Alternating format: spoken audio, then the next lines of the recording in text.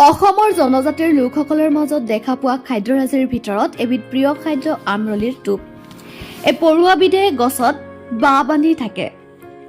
চত বহাগ মাহত এইবিধ পৰুৱাৰ বাহত যথেষ্ট কণী হয় আৰু ইয়াকে টোপ বুলি কোৱা হয়। বহাগ বিহুৰ লগত আমৰলি পৰুৱাৰ এক নিবিড় সম্পৰ্কও আছে।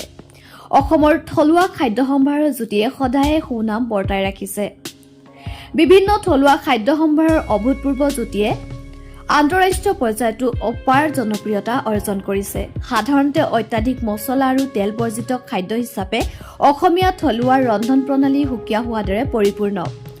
অসমত পোৱা কম পৰিচিত আৰু অন্যান্য খাদ্য সামগ্ৰীবোৰৰ ভিতৰত আমৰলি পৰুৱাৰ টোপ অন্যতম। বহাগ বিহুৰ সময়ত সাধাৰণতে এই খাদ্য সামগ্ৰী অধিক প্ৰচলন হয়। আমৰলিৰ টোপত প্ৰটিন, লো, কেলছিয়াম আৰু ভিটামিন B12 যথেষ্ট পৰিমাণে উপলব্ধ। তদুপৰি ই এজন ব্যক্তিক বহুতো জলবাহিত ৰোগৰ পৰা সুৰক্ষিত কৰিব পাৰে। আমৰলি পৰুৱাৰ টোপৰ খাদ্য উপকৰণ প্ৰস্তুত কৰিবলৈ একাপ আমৰলিৰ টোপৰ লগত এটা মিহিকৈ কটা পিঁয়াজ, জলকীয়া, সামান্য পৰিমাণৰ সৰিয়হৰ তেল, গৰম মছলা, জিৰা গুড়ি, ধনিয়া গুড়ি, হালধি আৰু নিমখৰ প্ৰয়োজন। পৰুৱাৰ টোপবোৰ পানীত ধুই কেৰাহীত প্ৰয়োজন অনুসৰি সৰিয়হৰ তেল দি তেলখিনি গৰম হোৱাৰ পিছত কটা পিঁয়াজ দিব লাগে আৰু পিঁয়াজখিনি সামান্য ৰঙা নোহোৱালৈকে ভাজিব লাগে।